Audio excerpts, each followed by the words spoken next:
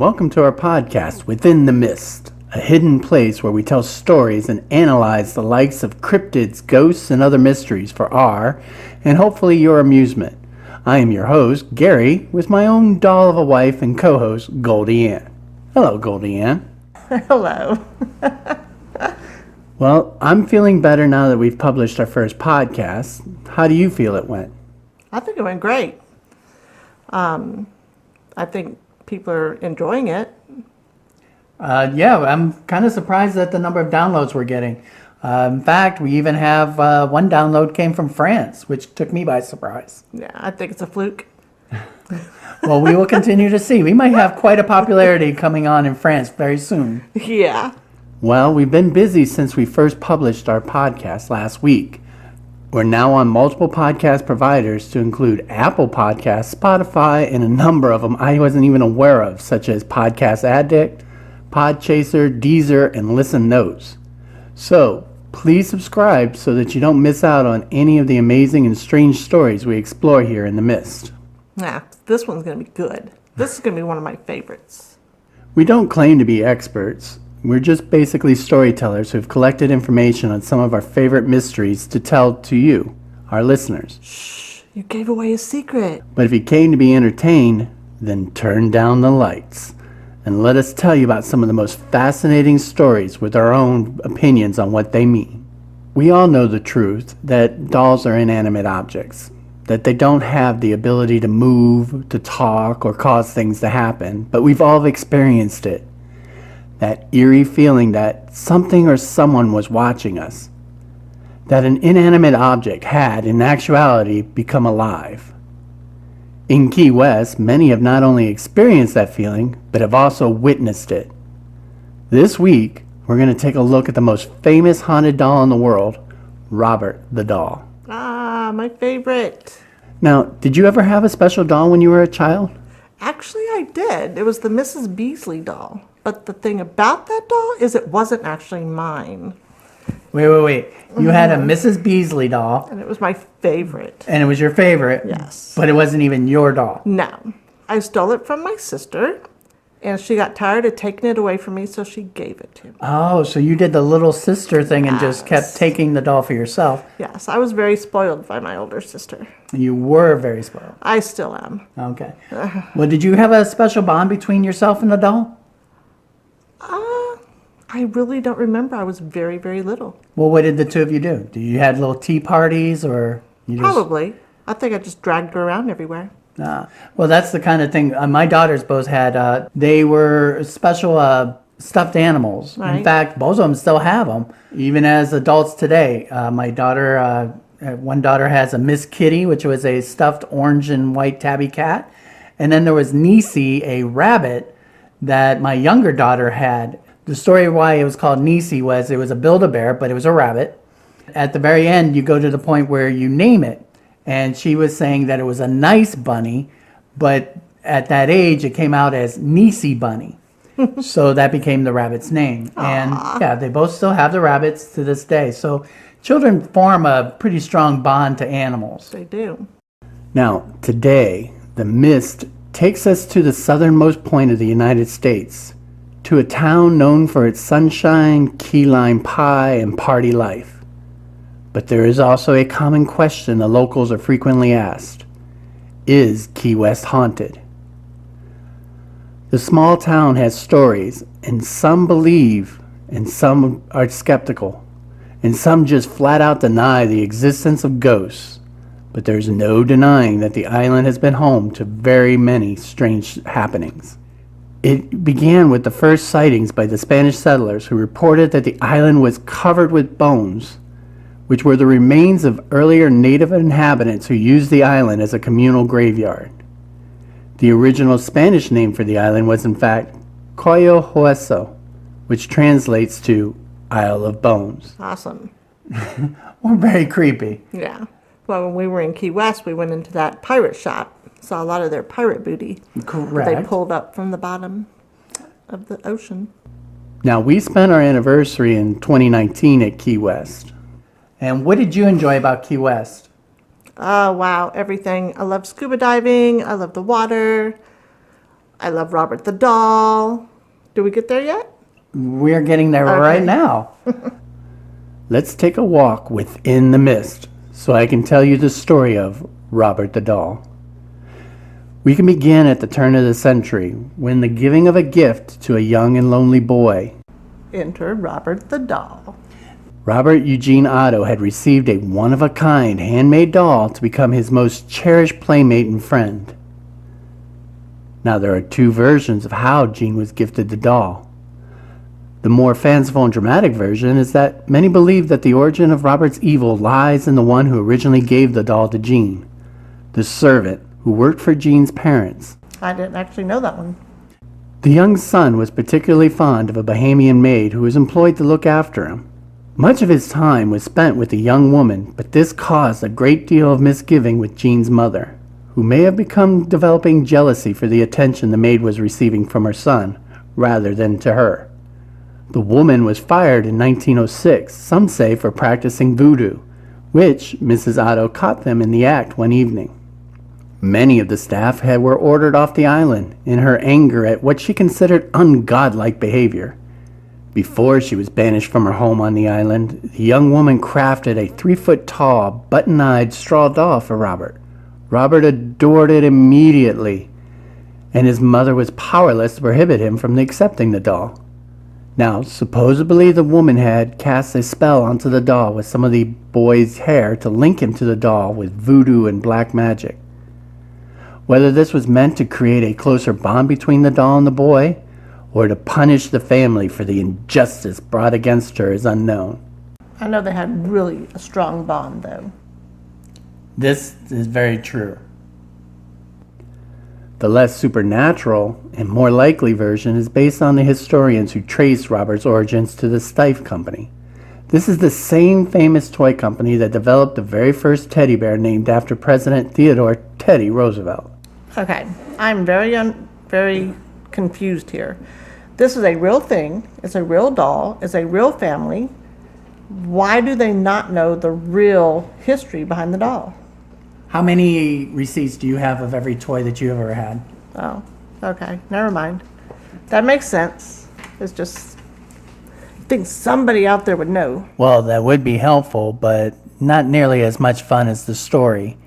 And as history goes, the doll was originally purchased by Otto's grandfather while on a trip in 1904 in Germany. He gave the doll to the young boy as a birthday gift upon one of his visits to Key West, and the sailor suit was likely a matching outfit that Gene wore as a child. The reason that Robert is so unique from other dolls was explained by one Steiff historian in that he was most likely created to be part of a window display and not meant as a child's toy. Regardless of who made the doll, Robert was 40 inches tall and stuffed with a product known as wood wool, commonly referred to as Excelsior. He is dressed in a sailor suit with facial paint that once made him look like a cheerful court jester. But now, his face is nothing like its previous happy expression. Years have left him covered in brown nicks like scars, and he watches with dark black eyes and a permanent malevolent smirk. Upon his lap sits an equally eerie toy lion named Leo, as if the doll himself was not creepy enough. That lion is creepy. I mean, I give him that. Creepy indeed. Unlike most lions, however, Robert's friend has a large, bulging eyes and a long tongue that hangs frantically out of its mouth. People viewing it might imagine that this king of the jungle is being strangled. People would usually remember what they would call an unhealthy relationship between the young boy and the doll. He would bring the doll everywhere, and he would talk about it in the first person, as if it wasn't a doll, but an actual child much like himself. He was Robert, as if he was an actual living entity. Now, Gene had few friends on the isolated island and was a very shy child, so the doll companion became everything from playmate to confidant. Both walked up and down the bright streets of Key West, creating their own adventures and having their own fun. Soon, the boy announced he would only respond to his middle name of Gene, and the doll now had his first name of Robert. This gave Robert the doll the additional aspect of being alive when he was with the boy.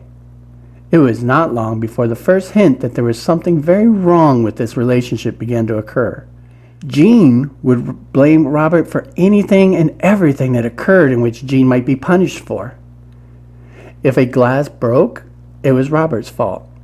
If the clothes weren't picked up in his room, it was Robert's fault. This continued, and Robert's bad behavior became worse and worse. However, one night the relationship took a more terrifying twist. It occurred late one night when Jean, who was only 10 years old, awoke to find Robert the doll sitting at the end of his bed, staring at him.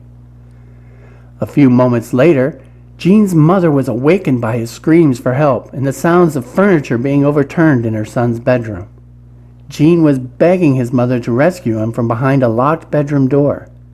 And when she was finally able to force the locked door open, she discovered poor Jean curled up in fear on his bed, his room in shambles, and Robert the doll sitting at the foot of the bed smiling. Robert did it, were the only words Jean could get out. The same words he had always used whenever there was any trouble, and for many more times throughout his childhood when something strange, mysterious, or destructive would happen. I think as a doll that would upset me. It didn't take much time later that mutilated toys and mysterious happenings would appear in the home, only to have Jean proclaim each time Robert did it. Though the Ottos didn't quite believe Jean, it was reported that they could hear the eerie sounds of Robert giggling around the house, and passerbys would even claim to see the small doll moving from window to window. Robert was eventually moved from Jean's bedroom to the attic, where he remained for many years. A small playroom was created in the attic, and the two limited their playtime to this area. But Jean's parents would often hear their son upstairs talking to the doll, and then receive a response back in a totally different and deeper voice. There were sightings of Robert giggling and running up the steps, or staring out the upstairs window and frightening neighborhood children on their way to school. One day, Jean's aunt, who was living with the Otto family at the time, suggested that Robert the doll be locked up in the attic. She was very adamant and upset that Jean's parents would tolerate this kind of behavior for her nephew. She didn't think it was proper for him to be talking to a doll and demanded that the doll be destroyed so that Jean could grow up. That sounds like trouble. That very night, however, the aunt died in her sleep from a stroke. And while there was no proof that Robert was responsible, the Ottos decided to appease the doll and brought him back to stay in Jean's room. Eventually, Jean did grow up, and he moved to Paris to become an artist. He spent many years in Paris away from his childhood doll and had all but forgotten the experiences. It was not until his parents passed away that he decided to move back into his old childhood home with his bride, Anne. He wanted to become a successful artist back on the island and was credited for much of the work done in the gallery at the Fort East Martello Museum. He had plans to make his own home a museum, complete with a wax imprint of the artist's hand as a focal point. The home became known as the Artist House, even though his dream was never completely realized, and there were some who said it was Robert the doll to blame for this. Upon moving back into the home, it was not long before Jean rediscovered his childhood friend locked away in the attic, and news stories of the doll's strange behavior became commonplace with those who encountered him. Many of the local folklore insists that Jean would spend his days alone in his mansion, painting, with his old friend Robert sitting in a chair beside him. That's sweet. The two became inseparable again, and Jean decided that his best friend needed a room of his own. So he placed him in the upstairs room with a window overlooking the street and people passing by. He filled the room with doll furniture to make sure that Jean was comfortable. Eventually, Jean insisted that Robert be served first at the dinner table, explaining that he's the man of the house. Anne wanted Jean to lock up the doll in the attic, where he could cause no harm. She felt uneasy in the house, as though she wasn't welcomed, although she couldn't put her finger exact reason or cause. After several nights of pleading with him, Jean eventually conceded by locking Robert up in the attic again. Obviously, the doll was not pleased with these new surroundings. Visitors to the home could hear footsteps in the attic as though someone was pacing back and forth while giggling devilishly. Neighborhood children would run to their parents claiming to have seen Robert staring at them from the window in the upstairs bedroom. The doll would mock them as they walked by. Wow. That's crazy. Gene immediately went to investigate when he heard the stories, knowing that he had locked the doll away, and there was no way that he could be sitting by the window. However, he found Robert was there, sitting in his favorite rocking chair by the window when he opened the door. He even seemed pleased with himself. Gene pulled the doll away from the window and placed him within a trunk that he had locked up in the attic. These sequence events occurred several times. Each time, Gene would discover his former playmate again sitting by the window in the same upstairs bedroom. Solaris Hills reporter Malcolm Ross had visited Robert the doll and remarked that it was like a metal bar running down my back. At first, when we walked through the door, the look on his face was like a little boy being punished, and it was as if he was asking himself, "Who are these people in my room and what are they going to do to me?" Malcolm's friends, who had accompanied the reporter, told Robert's backstory and pointed to all the children's furniture in the room. It was at this point that Malcolm noticed a change in the doll's expression, as if Robert the doll was listening in on the conversation and interested in what he was saying. One of the men made a comment about what an old fool Gene was, just to maintain a small bedroom for the doll. And it was clear that Robert's expression turned to one of disdain. There was some kind of intelligence there. The doll was listening to us, commented Malcolm. Another story regarding Robert the doll involved a plumber who had been hired to make repairs around the Otto's home. He claimed to hear children's laughter when he worked, though Gene was not home at the time. When he looked around the room to determine the cause of the laughter, he noticed the small Robert doll had moved from one side of the window to the other, completely on his own. The plumber swore upon his retelling to his friends that objects that had been in Robert's lap ended up on the other side of the room, as if he had thrown them. These kind of stories continued on as Gene and Ann continued to live in the artist's house with Robert until Gene died in 1974. Wow. I didn't realize it was that soon. I was born in 72. It was reported that the artist was found dead in the attic of his home with his most cherished friend Robert by his side. Darker versions of this story claim that Robert was on top of him, his little hands wrapped around Gene's neck. No. Robert loved Gene just as much as Gene loved Robert.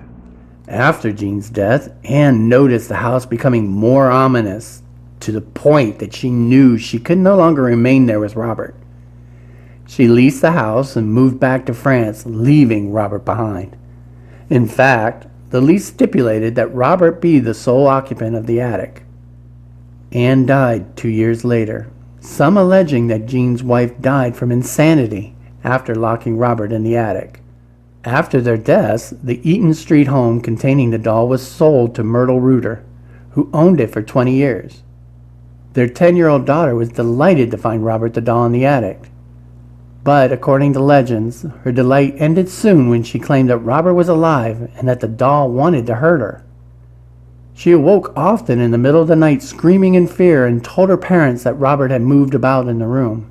In 1994, Myrtle donated Robert to the Fort East Martella Museum, claiming he moved around her house on his own and was haunted. The final straw came when Robert began locking her within rooms of the home to have free reign of the rest of the house. Myrtle died a few months later, but Robert remained active. The museum had accepted the doll and his baggage and assumed that Myrtle's claims were, of course, nonsense. Though Robert wasn't on display in the museum, he started receiving visitors who asked to see him. Like me. Word spread about his new residence. Today, he lives in the East Martella Fort, where visitors from all over the world come to see him.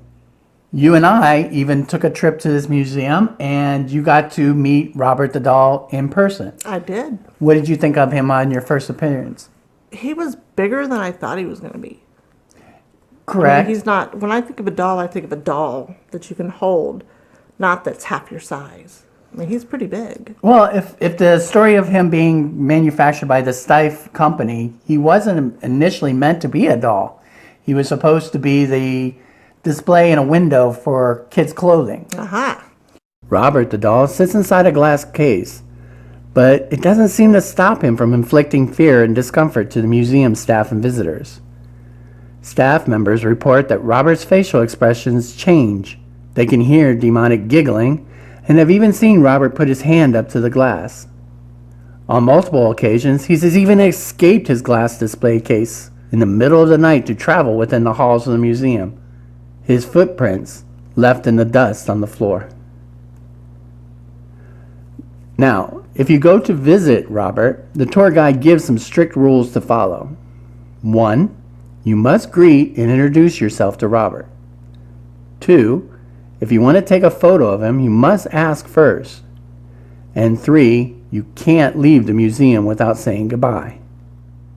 A nearby television is in the room with Robert that displays a slideshow of the thousands of letters from people from around the world who experienced terrible luck after disobeying Robert's rules. He continues to taunt and scare those who come to view him, especially guests to the museum who attempt to take photos. Many have reported that their cameras have become inoperable when they tried to take a picture of Robert, only for their cameras to work again when they leave the museum. One review even remarked in regards to the photographic curse. The couple was from New Hampshire, who were not strangers to ghostly tales, and they decided to visit the Key West Museum. They were given the warning, and they were told to make sure they asked Robert's permission if they wanted to take his picture. The two did not take it seriously and just chuckled at the warning. They believed that it was just part of the publicity around the doll to try and scare tourists. So they entered the room where Robert was gazing at them behind his glass case. They viewed the doll behind the glass, surrounded by letters apologizing for rudeness, and they took his picture, not once, but 3 times without the courtesy of asking for permission. It's rude and scary. The couple then proceeded beyond into the gallery wing of the museum, where it was cooler and there was some beautiful artwork on the wall. The tourist snapped a picture of one of the items within this section of the museum. He happened to glance down at his camera and saw that the screen was lit up with the words, "No images." It seemed that all of the images that they had taken previously in Key West were now gone. Everything was erased from the digital camera's memory. Worse, the curse continued to follow them as they went parasailing the next day. The boat captain was taking a video of them in the air. However, the memory disk was blank when they got back home to New Hampshire. The couple went to a camera store to determine the cause for the malfunction in the hopes of retrieving their photographic memories of Key West. The staff wasn't able to find any reasons why the pictures were gone. The camera was working perfectly, so there was no excuse for the disc to be blank. The tourist review ended with, "To all who may read this, please listen to the nice lady at the front desk in the museum. Ask Robert's permission if you want to take his picture." In 2017, the father and son duo of Ozzy and Jack Osbourne filmed the start of their reality television show, Ozzy and Jack's Detour, in Key West. One of the highlights of this trip was a visit to see Robert. And while there, they even picked up a souvenir mascot version of Robert to ride up front in their recreational vehicle. However, it was obvious that Ozzy did not take the curse seriously, to include breaking wind in front of Robert and blowing up the mascot with a water cannon. Dang. Poor Robert. This probably made for humorous television, but Robert was not amused.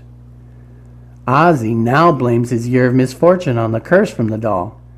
When faced with the mascot doll again, he would say, "You think it's a fucking joke? It's bad luck. I keep telling you. You keep thinking it's fucking not, but look at what I'm saying." The former Black Sabbath rocker was obviously very upset and very adamant that he did not want to have anything to do with Robert the doll. Now, it is true the 71-year-old rocker has had a nightmare year in 2019, which saw him being diagnosed with Parkinson's disease, battle a host of health setbacks. He even admitted he thought he was dying after undergoing spinal surgery following a fall at his home. He suffered infections of his hand, hospitalization for the flu, but now he claims all of these ailments may have been caused by a haunted doll. Needless to say, the Black Sabbath rock star is now a believer and has more respect for Robert the doll. Even stranger, letters addressed to Robert arrive at the mailbox weekly. These letters are not written to the staff, but are addressed to be read by Robert himself. They're not exactly what you would call the typical fan letters. Instead, most of these are apologies for failing to respect Robert during their visit. They ask for curses to be lifted from them because of their rudeness. These curses include everything from your everyday bad luck to broken bones and divorce, and the letters supposedly help soothe his anger and remove the curse. One example, Dear Robert, I wanted to express my deep regret for the things I said while I was visiting you, along with taking your picture without asking. Before meeting you, my life was going along okay. Since meeting you, life has gotten very hard for me. I would very much appreciate it if you would release me from the curse you have on me so I can get on with my life. Thank you so much. Wonder what she did. It's hard to say what Robert would take offense to. Another person wrote, Hey Robert, hope you're doing well. I just wanted to apologize if we upset you on Friday night. If so, I'm really sorry. We have had the worst bout of bad luck ever since we met you. On Saturday, our flights got delayed and they lost our luggage. The airline still has no idea where it is. I'm not sure if I came across as insincere when I saw you, but I thought you were the coolest doll ever and told everybody so. Hope you're staying cool in the summer heat. Please forgive me. And then a third handwritten letter to Robert had this to say. Dear Robert, I visited you a little over a month ago and I never asked you if I could take your picture. And let me tell you, you've definitely made me regret that. The day after I returned home from Florida, a little less than a week after I visited you, I got my first speeding ticket, which ended up taking a month to get paid because they supposedly lost the ticket. And then I've been having problem after problem with my car. It's gotten to the point where it's not really even logical to keep fixing it. So basically what I'm trying to say is that I am sincerely sorry for not asking before I took your picture. That was very rude of me, and you definitely made me learn my lesson. I hope to visit you again, and trust me, I will for sure ask before taking your picture. P.S. I am so sorry. Letters of apology are not the only kind that Robert receives. Some write to ask for advice or ask if he could place a curse on other people who have wronged them. Ouch. I don't think he does that. I have not heard of him placing curses as a favor to others. No, he don't. No. Since his arrival, Robert has received nearly 1,000 letters, which are on display. These are to act as a reminder that it's not a good idea to upset the doll. The museum also sells smaller replicas of Robert for people to take home with them. However, there have been many who have sent back the doll believing the curse from the original continues to persist in the miniature versions. In fact, GoldieAnn, you happen to have one of those miniature Robert the dolls. What do you think about him? Now, I do know that one person did take home a replica doll of Robert, like I did, and she collects porcelain dolls. I too collect porcelain dolls, so I thought that was kind of interesting. But she sent her doll back to the museum because when she sat Robert in between all of her dolls, she woke up one morning and all of the dolls had turned their head and was staring at him. They were staring at him? They were staring at Robert. The girls turned their head to stare at Robert. So, I think it's because Robert's kind of good looking. So it was because the porcelain dolls were possessed and not the Robert doll? No, she believed that it was because of Robert that turned her dolls. So she sent the replica doll back. I did the same thing. I put my Robert in between all of my porcelain dolls, and nothing's happened. I guess he doesn't like them. No, it's a very picky individual. He is. Maybe I can find a picture. I know I have a picture somewhere. I'll put it up on the Facebook page That would of be Robert with all my porcelain dolls. But so far, it's been curse-free and nothing mysterious has happened. So far. We'll find out in a few months if he's mad. Right. For those of you who don't know, we're in the middle of working on moving, so a large amount of our housing has been boxed up and put into storage. And this includes Robert the doll. But as a disclaimer, he is in the same box with his lady friends. So hopefully he's still happy. Yes. So when he eventually does get unboxed and placed into a new home, he'll have his own location where he can view the rest of the household. Yes. And hopefully he's not mad at being locked in a box. Well, did you ever have a desire to send him back? No, he's never done anything like, the other people have said. I don't think we've had any problems. Okay. Except maybe COVID. Oh my gosh. I just thought of something. I don't think a miniature version of Robert's that strong. We'll have to talk to the full-grown Robert. COVID did not happen until after we put him in storage. Okay. I am not taking the blame for this. No, Robert will. Robert did it. Got it. So, what is the secret behind Robert the doll? With Key West's location within the Caribbean and the local culture of voodoo, it's not surprising that many theorize that voodoo plays a part in Robert's formative years. Those close to the Otto family related that Gene was a very emotional child and placed a great deal of emotional energy upon the doll during his lifetime. Because Gene would shift blame for any of the misfortunes or when he misbehaved as a child to the doll, he put his energy into it. Every time he declared, "I didn't do it, Robert did it," that negative energy over time from receiving the blame could have resulted in a malevolent spirit to awaken in the doll within Caribbean culture. Now, without utilizing the curse or supernatural occurrences, it's also possible that Robert Gene Otto dropped the name of Robert from his name simply because his father was also called Robert. Perhaps it was just easier for the family to distinguish between the two of them by calling one Robert and the other one Gene. And it was never the doll who insisted on the name change. Now, I'm Gary Jr. to my father, but I've never requested people call me by my middle name. Now let's go into our final opinions. GoldieAnn, what are your final opinions about the story of Robert and the curse? Well, being that I've read some of the curses of the replica doll, I'm not real sure that that's true because, something would have happened to mine. He's been out. You've been more respectful to your doll than most people would be. I do love my doll. See, and then it's the love that supposedly protects you from the doll's haunted curse. Right. Just like Gene was in love with Robert, the doll kind of protected him and was his only friend throughout his entire childhood and adulthood. True. It's hard to tell. It makes a very good story. I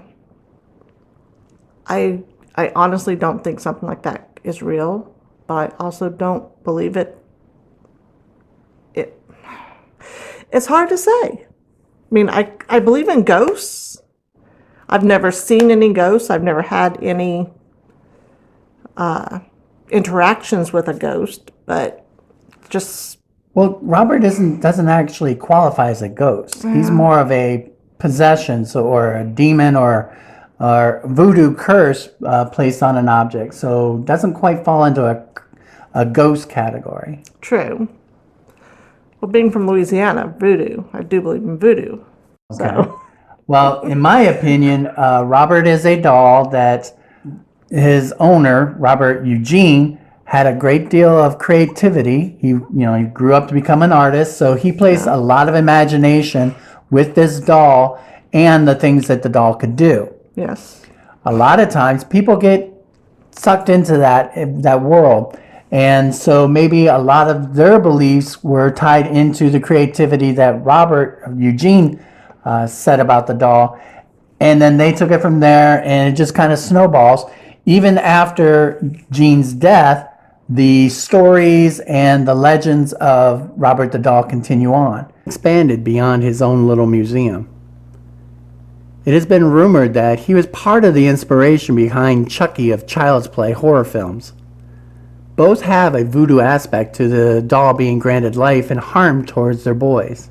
Now, Robert also has a horror collection more directly named after him about a possessed doll, even if the doll in the movies does not resemble the Key West Robert. Not at all. Matter of fact, I watched it the other day. It's actually very entertaining, and it is true to the whole folklore about Robert getting the doll from one of the servants. It's a very interesting watch.